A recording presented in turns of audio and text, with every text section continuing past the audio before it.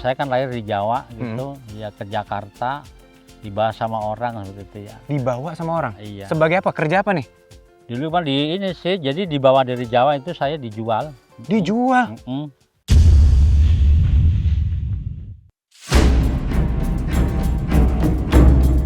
Pejuang langit, ketika seorang hamba sungguh-sungguh dalam amal di jalan Allah, takdir yang pahit bisa ditulis ulang oleh langit.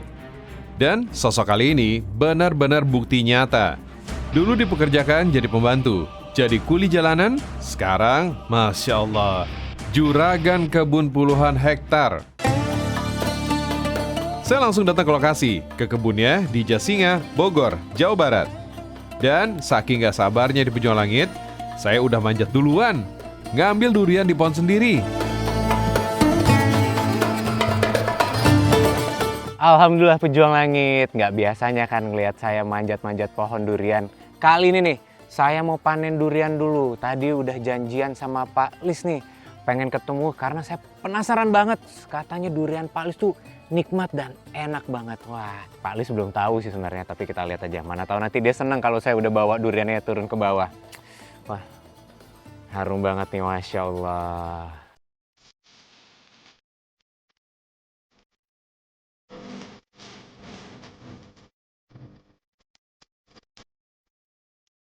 Nah Pak, saya tuh nggak tahu sebelumnya kalau durian di sini tuh nggak boleh dipotong langsung dari pohon.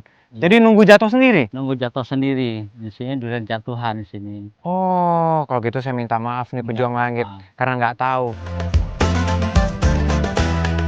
Durian Listiono ini bukan jenis biasa loh Pejuang Langit, ini jenis durian bawor. Biasanya baru diambil kalau udah jatuh sendiri ke tanah biar matangnya sempurna. Panennya itu pas akhir atau awal tahun. Dan waktu itu kebunnya rame banget. Banyak yang datang langsung, sampai viral. Masya Allah, dari kebun sederhana jadi tempat rezeki yang luar biasa. Kalau boleh tahu nih, lahan udah berapa Pak luasnya? Kurang lebih 20. 20 hektar? Iya. Masya Allah, luar biasa. Nah, Pejuang Langit, terlepas sekarang nih ya, Pak Lis ini punya rezeki yang berlimpah, tapi dulu ada cerita yang menarik nih. Gimana perjuangan Bapak dulu sebelum bisa mendapatkan ini semua kan Pak ya? Boleh diceritain nggak Pak? Dulu tuh awal mula Bapak waktu pas masih muda itu kerja apa sih sampai bisa sekarang di titik ini Pak? Ya zaman waktu masih muda dulu, ya kan kalau saya kan lahir di Jawa gitu, ya ke Jakarta, dibawa sama orang gitu ya. Dibawa sama orang? Iya. Sebagai apa? Kerja apa nih? Dipekerjakan, jadi dulu kan di ini sih, jadi dibawa dari Jawa itu saya dijual. Dijual?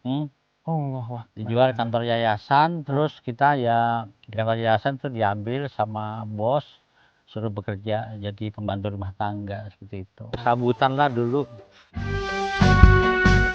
Makan ngirit cuma sekali sehari, tidur pun di pinggir jalan. Tapi meski hidup sempit dan serba kekurangan, nggak sekalipun Sulistiono tergoda jalan haram, apalagi kriminal. Sama sekali nggak terpikir. Karena ia lewati semua itu dengan satu kekuatan, satu amalan yang jadi pedangnya menghadapi kerasnya hidup. Allahu Akbar. Terus amalan apa nih Pak yang selalu Bapak yakini kalau supaya terlepas hidup ini keras, tapi saya juga harus lebih kuat gitu? Ya kalau amalan sebetulnya semua orang punya ya. Yang saya amalkan, saya baca setiap hari itu ayat kursi ibu saya. Masya Allah. Ayat kursi itu kan bisa dikatakan ya senjatanya kita lah. Kata guru saya, ayat kursi itu luar biasa, bukan ayat biasa. Ini ayat paling agung dalam Al-Quran. Katanya kalau dibaca rutin, jadi tameng kita dari gangguan, baik yang kelihatan maupun yang nggak kelihatan.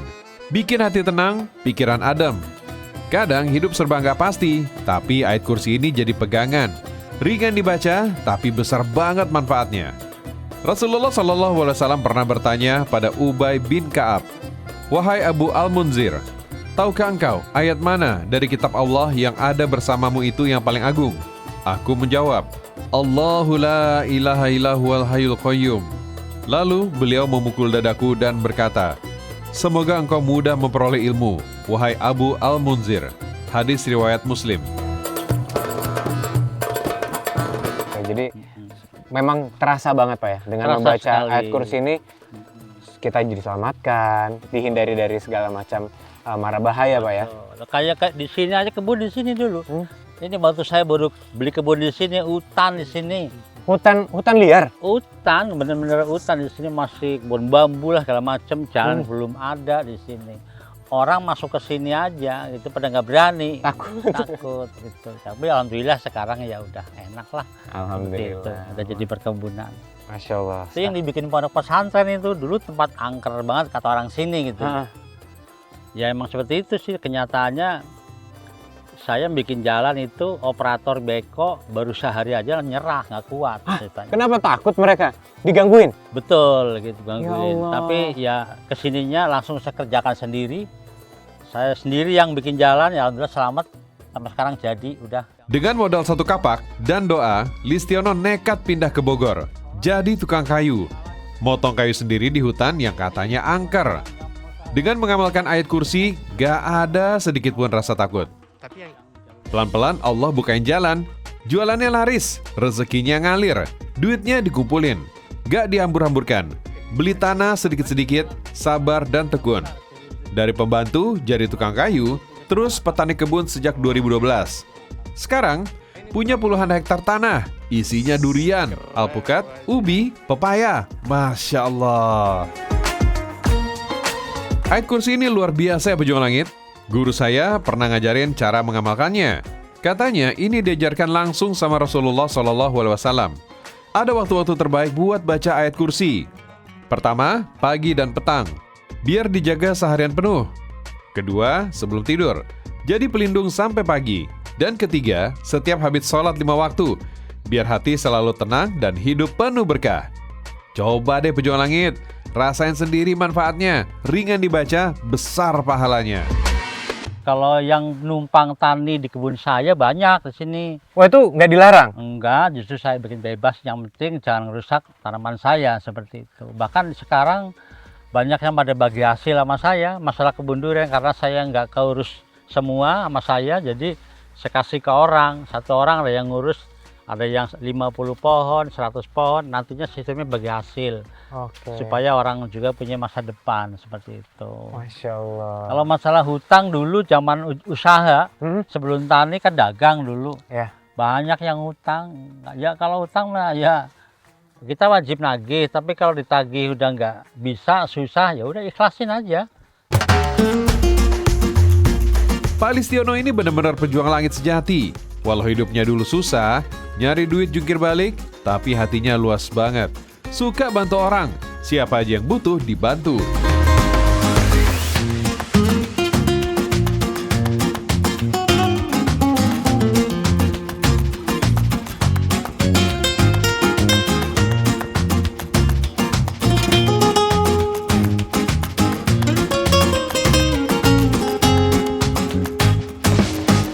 Ada dulu saya beli tanah juga dulu waktu masih di Serpong, itu masih dagang saya itu 100 juta lebih itu, kalau nggak salah 130 juta.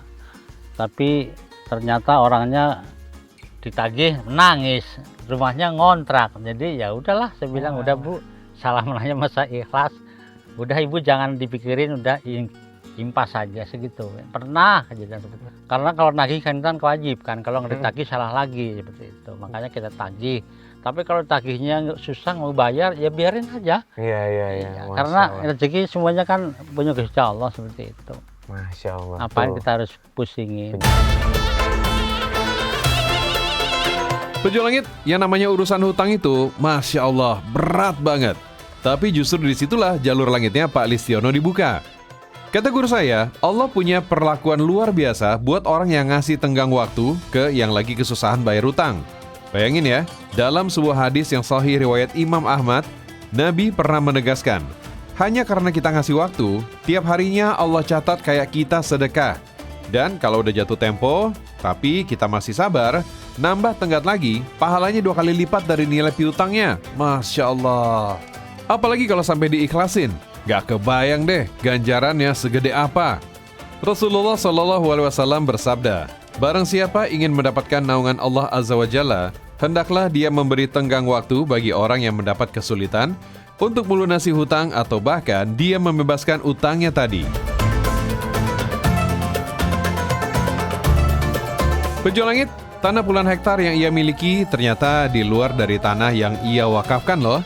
Ada yang buat masjid, buat pondok tahfiz, dan juga buat jalan umum. Allahu Akbar.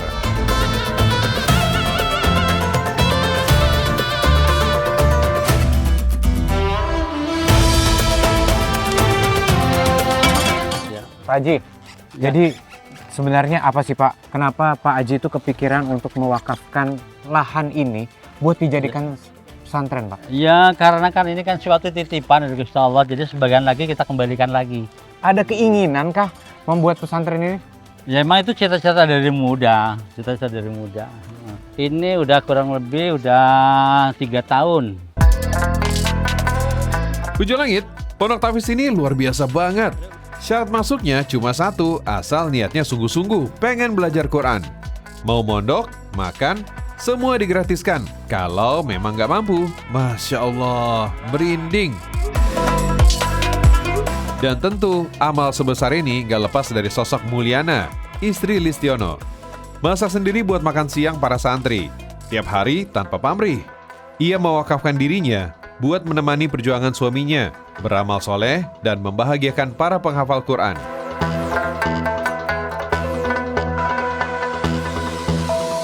Alhamdulillah pejuang langit, saat ini saya udah bersama Bu Mulyana nih. Mau nyobain durian yang tadi udah saya panen bareng sama Pak Haji nih, Masya Allah. Bu, saya boleh nyoba sekarang ya Bu Iya ya? silakan ya Pak. Wah, bismillahirrahmanirrahim. Gimana rasanya? Enak Bu, manis. Ibu bagaimana Bu? Mensyukuri rasa syukur tadi terhadap berkah yang Allah udah berikan ini. Ada amalan-amalan khusus nggak yang selalu Ibu lakukan Bu untuk mensyukur itu? Habis sholat subuh, saya suka baca surat Al-Waqiah gitu. Malam hari, setiap habis maghrib saya juga baca surat Al-Muluk gitu. Oh, okay. Iya. Hati, jiwa tuh merasa tenang gitu. Masya Allah pejuang langit, di balik keberkahan luar biasa yang diterima Listiono, ternyata ada sosok istri yang luar biasa. Tak hanya jadi pendamping perjuangannya, amalannya pun gak main-main loh. Salah satunya merutinkan baca surah Al-Mulk. Kata guru saya, memang surah ini luar biasa. Sesungguhnya ada satu surat dalam Al-Quran yang terdiri dari 30 ayat. Ia akan memberi syafaat bagi seseorang hingga diampuni dosanya. Surat itu adalah Tabarakallazi biyadihil mulk, surat Al-Mulk.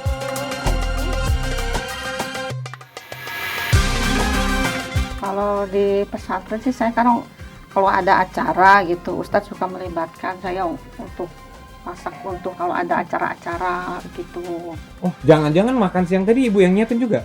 Iya, Masya anak-anak gitu. Jadi tadi saya juga ikutan nyicip makanan siangnya. Iya. Oh, Masya Allah enak ternyata. Oh, Ibu yang masak? Iya, kalau masak tuh saya senang aja buat masakin, apalagi untuk anak-anak santri gitu. Saya senang aja masakin gitu. Pejuang langit, mengenal lebih dekat dengan Listiono dan istri, saya nggak heran kenapa Allah Subhanahu wa Ta'ala jaga tanah perkebunannya sebesar 20 hektar ini. Selalu subur, jauh dari kerusakan dan kezaliman. Hasil panennya berlimpah. Dalam sekali panen, durian bisa mencapai 30 ton. Sementara buah-buah yang lainnya selalu berbuah sepanjang tahun dengan hasil berlimpah. Allahu Akbar. Masya Allah, ini enak banget ya. Nah, jadi kalau boleh tahu nih Pak Ustadz ya, Pak Haji ini mewakafkan ini lahannya seluas 1 hektar tadi ya? Kurang lebih 1 hektar untuk beliau wakafkan untuk pembangunan pondok pesantren ini. Masya Allah, kan banyak nih peminat. Terus orang-orang yang di sini tuh pembayarannya gimana? Berapa bayar untuk masuk pesantren sini? Jadi kita ini kan banyak yang dari luar daerah, peminat ada dari Medan, dari Kalimantan, dari NTT, dari pelosok-pelosok. Jadi insya Allah di sini itu kurang lebih ada 80 santri itu 80% Ya. Allah dibeasiswakan karena kita ambilnya dari luar daerah gitu.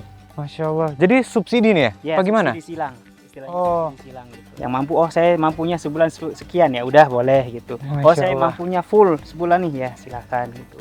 Ada yang saya memang betul-betul tidak mampu ya udah kita gratiskan gitu. Bahkan ada yang kita berikanlah mereka untuk beli jajannya atau apanya segala macam. Pejuang Langit, pesantren yang berdiri 2023 ini sudah meluluskan ratusan santri penghafal Quran. Santrinya dari berbagai daerah dan kalangan. Santri umum, yatim, dan duafa. Pantas saja, keberkahan Listiono terus mengalir dan bertambah. Banyak anak-anak yang terbantu, banyak doa-doa santri yang melangit. Allahu Akbar. Assalamualaikum. Wah, ini baru selesai ngaji ya? Ngulang hafalan nih Pak Ustadz? Iya, alhamdulillah. Mereka siang ini lagi murojaah atau mengulangi hafalan mereka. Baik, Masya Allah. Wah, dilihat nih dari penampilannya Iya. semua udah mantap nih. Udah beragam Hafalannya nih. Iya. Ini dari kota yang berbeda-beda Iya, nih. berbeda-beda nih. Yang paling jauh dari mana Pak Ustadz? Paling jauh ini Akbar Medan. Wah, Ini Rafa NTT. Opan dari Ambon. nah Pak Ustadz, boleh nggak? Pejuang Langit pengen denger nih, kan nih Iya. para calon-calon hafiz Quran nih. Iya. Dari mereka-mereka semua mana yang hafalannya paling mantap nih? Oh, oke. Kita pengen denger nih Dengar suara suaranya. merdunya nih, Masya Oke, Allah. siap. Oke, coba Akbar. Ya, pengen dengar suaranya. Boleh.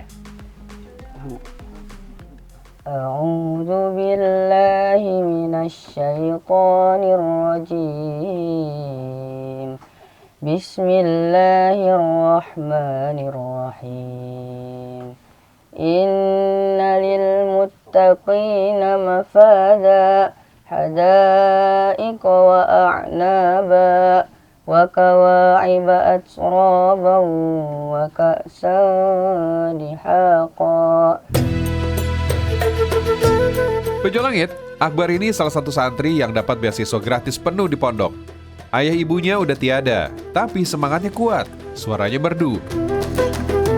Sadaqallahul azim. Masya Allah, Pejuang Langit. Merdu sekali nih suaranya Akbar. Kita jadi dengernya tuh tenang gitu hati, Pak Ustadz. Masya Allah, luar biasa. Jadi kalau Akbar udah berapa lama sekolah di sini? Udah 3 tahun. 3 tahun. 3 tahun berarti sekarang dia setara apa nih? SMA, masuk lulus SMP, lanjut SMA. Oh, sekarang udah masuk SMA berarti sekarang? Masya Allah. Bar, saya pengen tahu nih sama Pejuang Langit. Jadi, apa sih cita-cita Akbar? Kenapa Akbar pengen jadi hafiz Quran? Pengen punya pondok terus jadi kiai. Jadi, luar biasa nih cita-citanya Akbar pengen sekarang jadi hafalan udah sampai ustadz juz dan berapa? punya pondok ya, Baik, kiai ya, 17. Masya Allah. 17. Nah, Masya Allah Pejuang Langit, kata Akbar, Listiono jadi panutan hidupnya. Dia juga pengen jadi pejuang langit yang bisa bangun pondok gratis buat orang-orang yang butuh. Masya Allah. Guru saya pernah bilang, nasib itu bisa ditulis ulang sama langit, asal kita sungguh-sungguh beramal karena Allah. Kata saya jarang sholat, bahkan saya terbawa pergaulan, dan yang lainnya lah.